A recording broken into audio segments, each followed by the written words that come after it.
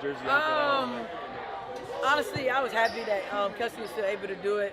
Of course, I was sad about not being able to do it, but more importantly, things happen. Like, it was out of my control, it was out of anybody's control.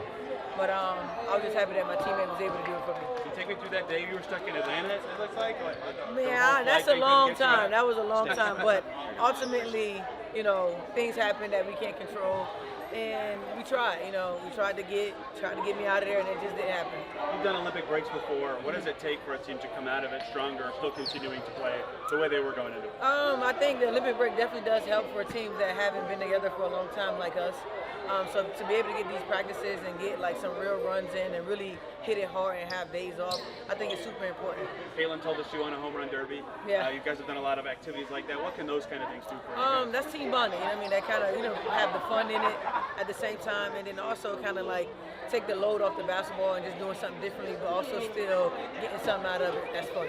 I've heard a lot about chemistry with this team. Where have you seen that kind of most pay off, going back into that team bonding and how it's evolved from April to now? Well, we've been on a roll with each other from the start of the season, game after game. So we've been around each other for the longest when it comes to that, consistent. So I think it came from that, just being on planes, being on bus rides.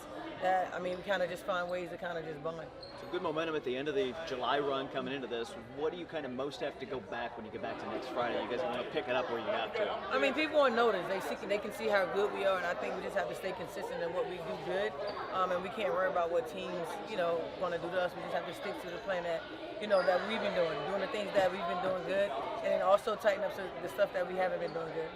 Erica, back to the All-Stars. It felt like you tried to call in all favors. You tried to get private jets. Like, what was the panic level, or what was the chaos as you tried to figure something out to get there? It wasn't really a panic. It was more so like heartbreaking because I really wanted to do it. So when I got the call maybe 2 days before. So when I got the call, I was just like, oh yeah, this is what I'm ready for. And then to not be able to go, that's the heartbreaking part. But at the same time, like, I understand things happen in the world. So I wasn't too mad. I wasn't mad at anybody. I was more so heartbroken that I just couldn't be there. And then Kelsey was the obvious selection. Yeah, that fixed my heartbreak away. Can you share if she won? How was the split? Were you getting half? Were you getting a portion? That's between me and Kelsey. Oh, okay. But I was just happy that it was one of my teammates was able to do it versus them switching me out for someone else. And then in terms of, I think you're already in Atlanta for a restaurant or type opening. How'd that go? Tell us what you're doing down there. So I just recently opened a restaurant called Cliche Wine and Tap Bar. That's 5 minutes from the airport. It's in College Park.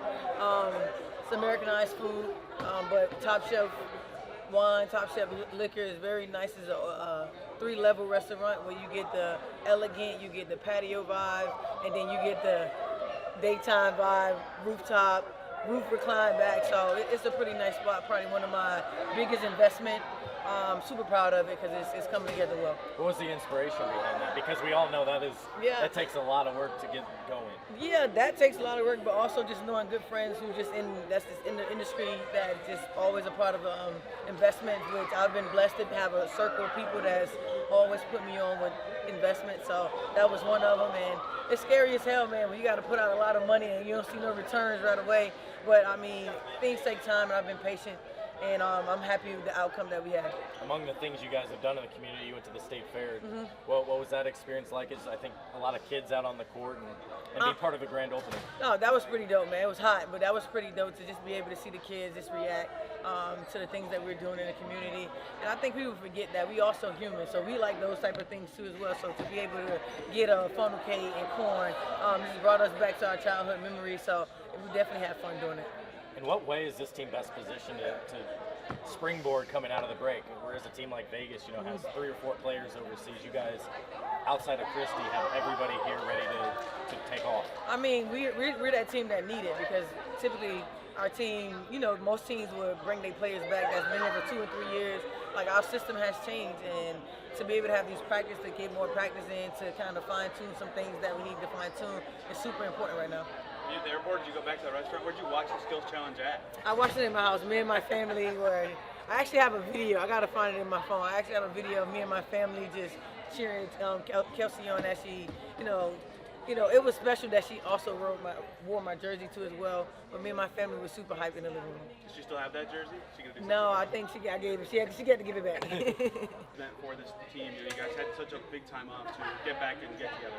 Oh, it's been huge for us. You know, it's time to work on us. You get to work on all the small things defensively, offensive rebounds. You know, our main focus right now is defense. So we know our offense will come. So that's our biggest focus right now.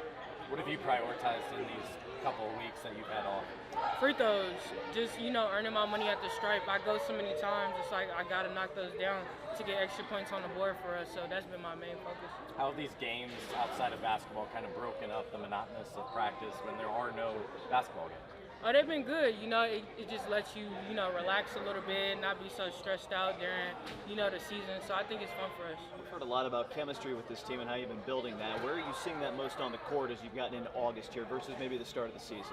I would say we know how to communicate with each other now. You know, we could go up to each other, you know, critique each other in the positive ways. You know, in the beginning, you don't really know how to, you know, talk to people, what their reactions will be. So I feel like us being together, it's just been good for us.